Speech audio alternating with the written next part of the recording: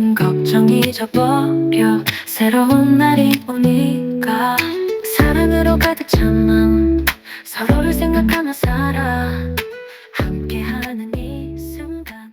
우리 주님은 공생의 3년 동안 가급적 자신의 정체를 숨기십니다. 공생의 중간중간에 여러 가지 기적과 이적을 베푸시면서도 그 축복의 수혜자인 제자들과 사람들에게 오늘 일어난 일들을 말하지 말라, 조용히 하라, 감추라 말하신 경우가 많았습니다.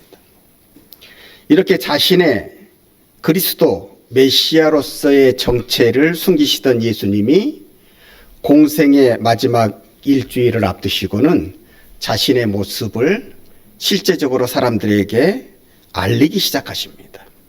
그 시작하는 날이 바로 종료주일입니다. 종료주일인 오늘로부터 시작해서 자신을 계속해서 오픈합니다. 또 사람들에게 공개합니다. 오늘은 예루살렘에 입성하심으로 말미암아 예루살렘 성에 살고 있는 많은 사람들에게 자신을 공개하시고요. 며칠이 지나서는 빌라도 앞에 서게 되는데 그 빌라도 총독의 앞에서 내가 유대인의 왕이 맞느냐 이렇게 물을 때에 과연 내 말이 맞도다 이렇게 대답하십니다. 왜 그토록 오랫동안 숨겨오셨던 예수님의 정체를, 그리스도의 정체를 왜 일주일을 앞두고 자신의 정체를 공개하셨을까요? 이유는 두 가지입니다. 하나는 정치적 메시아로서 예수님의 오신 것이 왜곡되는 것을 경계하셨기 때문에 그렇습니다. 제자들도 주님을 처음 따른 이유를 보면 주님의 능력을 발판 삼아서 세상 권력의 정점에 서고자 했습니다. 그 욕망으로 따랐습니다.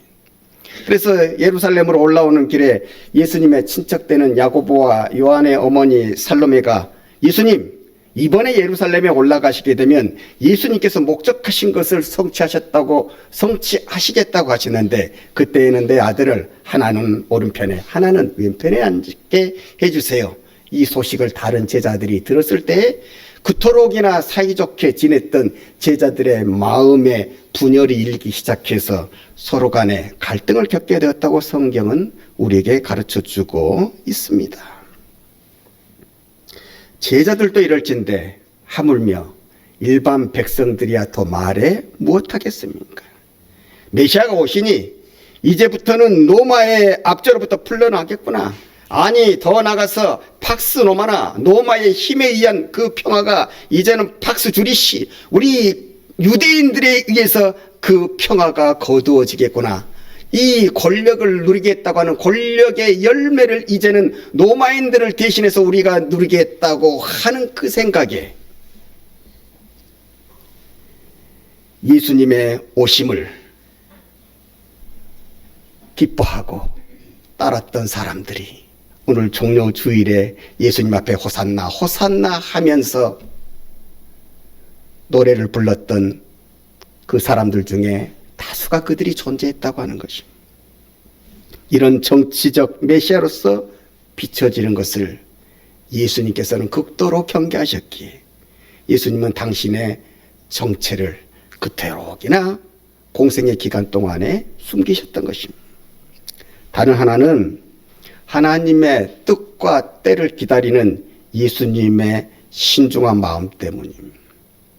예수님은 보통 사람들이 가지는 흔한 공명심, 내 이름을 드러내야 되겠다, 내 이름을 세상에 드높여야 하겠다는 세속적인 욕심이 없었습니다.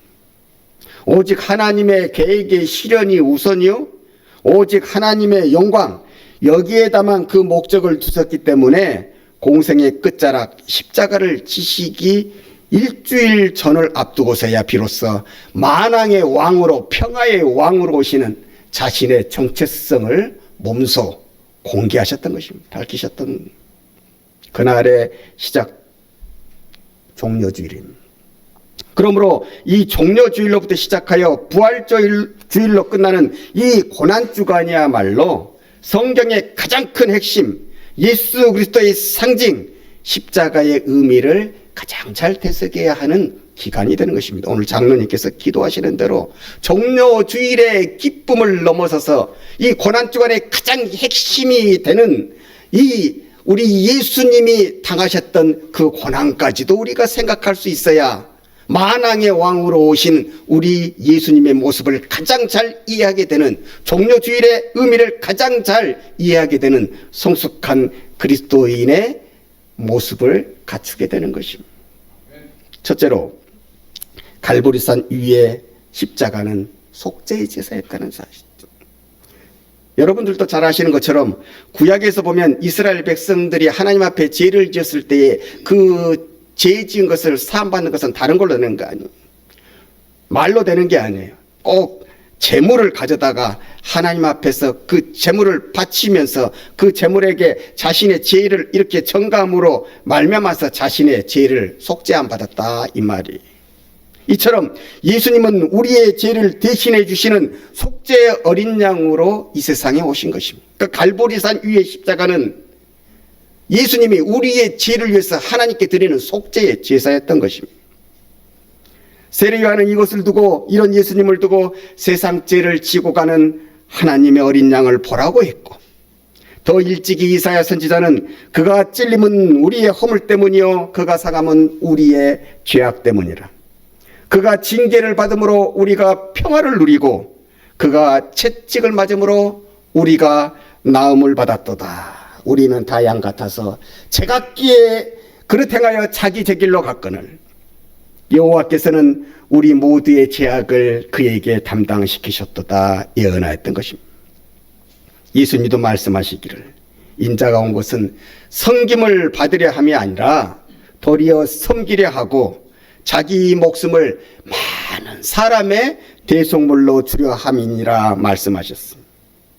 하나님께서는 일찍이 시내산에서 모세를 통하여서 우리 구원의 조건으로 율법을 주셨지만은 우리가 그 율법을 이룰 만한 성정도 되지 못하고 능력도 가지지 못하기에 율법으로는 우리에게 구원이 되지 못함을 하시고 새로운 구원의 방법을 창조하셨으니 그것이 예수 그리스도를 믿는 믿음으로 말미암는 구원의 방법이셨던 것입니다.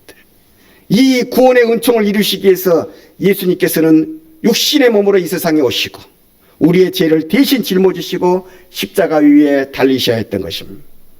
그리고 3일 만에 부활하심으로 말미암아 다시 찾아오신다고 하시는 이 약속을 믿고 살아갈 때에 우리는 이 땅에 산다고 할지라도 하나님과 함께하는 구원의 은총을 이미 얻은 자로 살아가게 되는 축복을 가지게 되는 것입니다. 바로 여기에 그 누구도 빼앗아갈 수 없는 원초적인 감사, 근본적인 감사의 조건이 생겨나는 거예요. 잘 살아도 감사요, 못 살아도 감사요, 건강해도 감사요, 건강하지 못해도 감사요. 어떤 환경도, 어떤 사람도, 어떤 조건도 빼앗아갈 수 없는 기쁨과 감사가 바로 여기에서부터 시작되는 거예요. 우리를 위해서 고난을 당하신 갈보리산 위의 십자가로부터 그 은혜가, 그 축복이, 그 은총이 시작되는 거예요. 그러므로 우리는 이 종려 주일로부터 시작되는 주님의 고난을 생각하면서 회개와 함께 감사의 시간을 우리 주님 앞에 가져야 하는 것입니다. 둘째로 갈보리산 위의 십자가는 하나님의 고통을 나타내고 있습니다. 우리는 갈보리산 위의 십자가, 우리 예수님만 고통을 당하셨구나 이렇게 생각하기 쉬운데 거기에는 우리가 잘 알지 못하는 또 하나의 고통이 숨겨져 있는 것입니다. 바로 이 모든 것을 계획하셨던 하나님 아버지의 고통입니다. 2014년에 개봉된 영화 영린이라고 하는 것이 있습니다. 조선의 임금 정조대왕의 이야기를 다룬 것인데 그가 암살의 위협을 받았던 정조 1년 정류역변이라고 하는 그 사건을 배경으로 삼고 만들어진 영화예요. 아시다시피 영조와 정조는 할아버지와 손자 사이입니다. 할아버지가 왕이었는데 아들이 그 다음에 왕위를 잇지 못하고 그 다음으로 손자가 왕위를 잇게 되어져. 그게 영조와 정조 사이. 그 사이에 아버지 누가 있었냐면은 사도세자가 있었던 것입니다. 그런데 본시 이 사도세자에게는 말 못할 질병이 있었으니 요즘식으로 말씀드리면 우울증 같은 거예요. 그런데 이 우울증의 병이 심해져서 그것이 광기로 변하게 되면 주위의 여러 사람들을 해치게 되는 거예요. 그 병이 나아질 기미를 보이지 아니하고 그 광기가 더욱더 심해져 감에 따라서 많은 사람들이 거기에 대해서 불평과 원망을 가지게 됩니다. 심지어 나중에는 아버지 영조까지 헤아려 했다는 상소까지도 계속해서 영조 대왕 앞에 올라오게 되죠. 이 할 수 없이 우리가 알고 있는 그 유명한 사건이 발생하게 되는 것입니다. 그 아들 사도세자를 쌀 뒤주에 가다 놓고 죽이게 되는 그 사건 말입니다. 영조는 이때 생각합니다. 나중에 나 이 영조가 죽고 없을 때에 어린 세손 손자 정조가 왕위를 계승하게 되어졌을 때에 행여 그 사도세자를 모함하던 그 사람들이 이 사랑하는 세손 손자 이 정조까지도 나 없는 동안에 끌어내릴 수 있을까봐, 그 흉계가 있을까봐 걱정이 됩니다. 여러분이 아시는 것처럼 이때가 영조와 정조의 시대가 우리가 흔히 얘기하는 그 당파 싸움이라는 거, 당파로 나누자, 서로 당이 달라가지고 서로 간에 엄청나게 가장 치열하게 싸울 때가 바로 그때 아닙니까? 그래서 영조와 정조가 위대하다고 하는 게 한쪽 편만을 취하지 않냐고 양쪽을 골고루 인재를 등용하는 탕평책을 써서 그렇게 좋은 왕들이라고, 그렇게 치세를 잘한 왕들이라고 평가되어지는 임금들 아닙니까? 그러나 그 당시에 가장 치열하게 일어났던, 가장 심하게 일어났던 당파의 시대였던 것입니다. 그래서 사도세자가 죽을 때 자기의 세손 그 정조를 위하여서 사도세자가 죽을 때 입었던 적삼 윗저고리를 가지고 오라고 해서 거기에다가 자기의 피로써 혈서를 쓰게 됩니다. 거기에는 사도세자가 죽게 된 경위, 그리고 어쨌거나 자기가 낳은 아들을 죽음의 사지로 내몰 수밖에 없었던 아버지로서의 고통을 거기다 절절히 써내려가지 않았겠습니까? 그래서 후대에 누군가가 정조를 끌어내릴 획책을 하게 될 때 이 혈서로 쓰인 편지를 공개하라. 만신하 앞에 내가 쓴 이 비밀의 편지를 공개하라. 그리고 그 준동함을 막으라. 정조는 내 아들 사도세자의 목숨값이다, 피값이다. 그러니 정조를 건들지 말라. 마찬가지로 예수님은 십자가에 달리셨습니다. 그의 고난으로 말미암아 구원받아야 될 대상이 누구입니까?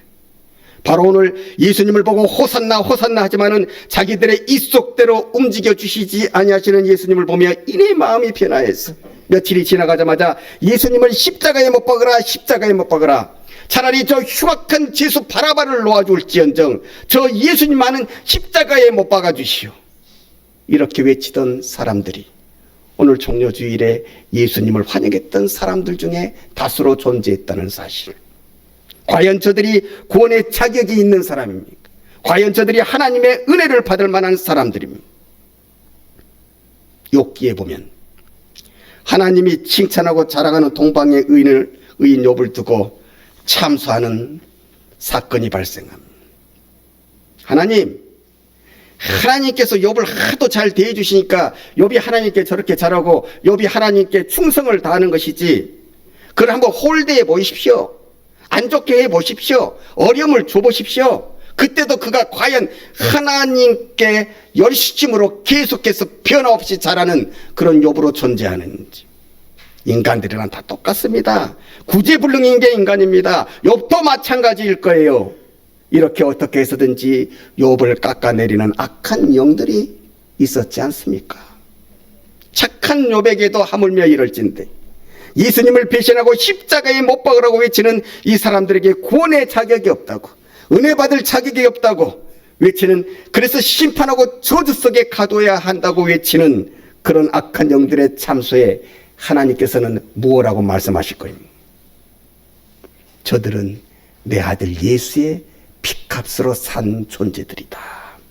그러니 그들이 아무리 부족하고 아무리 연약하고 내 아들의 마음에 상처를 주고 심지어 나의 마음에 고통을 주었다고 할지라도 나는 그들을 버릴 수 없노라. 이 놀라운 구원의 역사를 위하여 하나님께서도 예수님이 갈보리산 십자가 위에 달리실 때 같은 고통을 당하고 계셨던 것입니다. 엘리 엘리 나마 사박다니, 하나님이여 하나님이여 나를 버리시나이까. 사랑하는 간절한 아들의 부르짖음마저도 기어코 귀를 막고 외면하셔야 했던 하나님 아버지의 고통이 그날 갈보리산 위에 십자가에서 같이 드러나고 있었던 것입니다. 셋째로, 갈보리산 위의 십자가는 예수님의 변함없는 사랑. 십자가 위에서 고통을 당하시는 예수님을 아무도 알아주세요. 하나님은 알면서도 알아주시지 않아요. 땅에 있는 사람들은 몰라서 알아주지 않습니다. 그래서 십자가에 달리신 예수님을 보고 조롱을 합니다. 저 사람이 자칭 유대인의 왕이라는구만. 자기가 구세주라고 하는 것을 봐봐. 자신도 구원하지도 못하고 십자가에 달리는 사람이 어떻게 구세주라고 할 수 있어. 혹세무민, 세상에 살아가는 사람들의 마음을 어지럽히는 사람이 바로 저 사람이야. 예수님께서 그 숭고한 십자가의 사명을 지고 가심에도 불구하고 돌아오는 것은 이해와 존경이 아니라 계속되어지는 끝없는 조롱과 모욕과 멸시였습니다. 여러분, 사람의 마음이라고 하는 것이 그렇습니다. 내가 고생하는 것을 누군가가 좀 알아봐 준다면 그것은 고생이 아니라 고생을 넘어서서 보람과 기쁨이 될 수도 있다고 하는 것을 말합니다. 여러분들도 아시지 않습니까? 부모가 자식을 키워갑니다. 고생도 많이 합니다. 그 고생하는 그 모습을 보면서 자녀들이, 그래, 우리 부모님은 나를 위해서 정말 수고와 헌신을 다 하시는구나. 자녀가 이렇게 알고 말 한마디라도 어머니 감사해요, 아버지 감사해요, 부모님 고맙습니다, 이렇게 한마디라도 할 때면 다른 것으로 나를 봉양하지 못한다고 할지라도 그 말 한마디 때문에 그간의 모든 고생이, 그간의 모든 수고가 아니요 고생이 아니요 오히려 당당하게 짊어지고 가는 아름다운 기쁨이 되지 않습니까? 보람이 되지 않습니까? 그건 사회 속에서도 마찬가지입니다. 내가 의로운 일을 한 것에 대해서 누군가가 알아만 둔다면, 국민이 알아만 둔다면 그 어떤 고난도 고생으로 여기지 않고 달게 받아들일 수 있는 의로운 기계가 우리에게도 생기게 되는 거예요. 그런데 말이지, 우리 예수님에게는 그 어떤 위로도 주어지지 않았어요. 그 고통의 십자가를 지시는 순간에 있어서 더욱더 짙어지는 것은 나는 모든 존재로부터 버림을 받았구나 하는 외로움의 색깔뿐이었어. 그럼에도 불구하고 여전히 자신을 몰라주고 오히려 자신을 십자가에 못 박으려고 하는 사람들에게 주님은 하나님께 이렇게 기도드립니다. 주여, 저들이 모르고 하는 짓, 저들의 죄를 사하여 주옵소서. 숨이 다하시는 그 마지막 순간까지 우리를 끝까지 품어주시고 사랑해주시고 우리의 복된 미래를 위해서 하나님께 기도해 주신 분이 바로 우리 주 예수님, 갈보리산 위에 십자가에 달리신 우리의 예수님이셨습니다. 그래서 요한복음 13장에서는 그 예수님을 이렇게 우리한테 소개하지요. 예수님은 우리를 사랑하시되 끝까지 한결같이 사랑하셨다고 말합니다. 우리의 배신이, 우리의 무지가, 우리의 무능이 우리를 향한 예수님의 사랑까지도 절대로 바꾸지를 못한다는 사실입니다. 그 사랑이 종료주의를 넘어서서 갈보리산 십자가 위에서 펼쳐지고 있었던 것입니다. 제2차 세계대전 이후에 가장 유명한 신학자 중에 하나라고 일컬어지는 칼바르트가 스위스의 신학자죠. 말년에 온 세계를 두루 돌아다니며 강연을 하였습니다. 그 사람은 학생들을 가르칠 때, 대학에서 교수로 있을 때에도 많은 책들을 저술하였지만은 나중에 세계를 돌아다니면서도 여러 권의 책을 쓸 정도가 되어졌으니 얼마나 그에게 많은 인기가 있는 신학자였는지 우리가 미루어서 알 수가 있습니다. 그가 하루는 강연을 성공적으로 마쳤을 때 한 청년이 벌떡 일어나서 이런 질문을 합니다.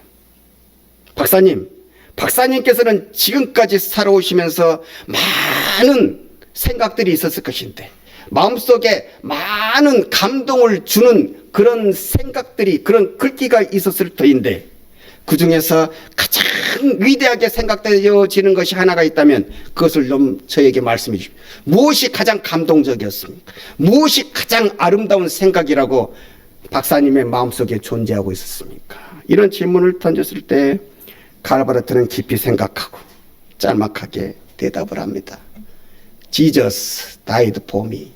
예수님께서 나를 위해 죽어주셨습니다. 그만큼이나 나를 사랑해 주셨습니다.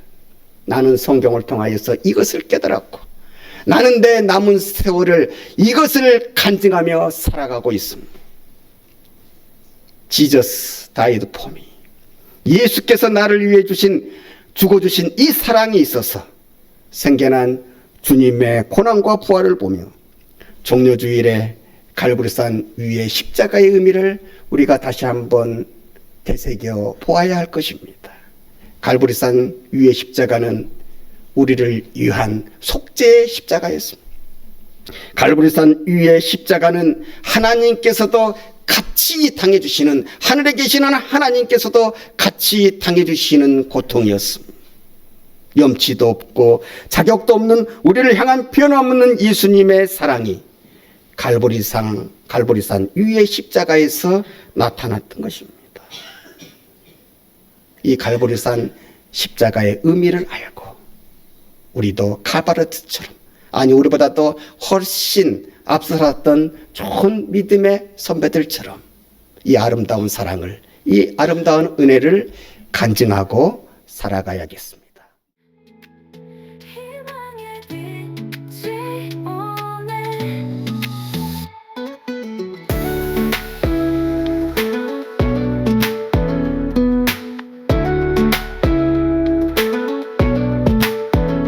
작은 기적 큰 기도 우리가 함께 만들어 마음 깊은 곳에서 뜨거운 마음 느껴봐.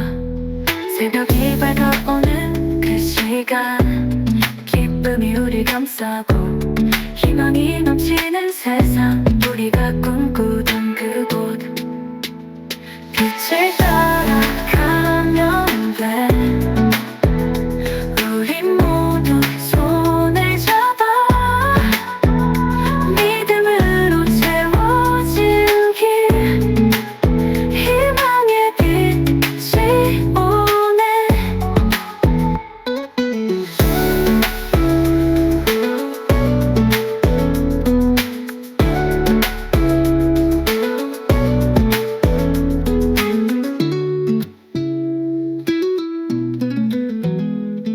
그냥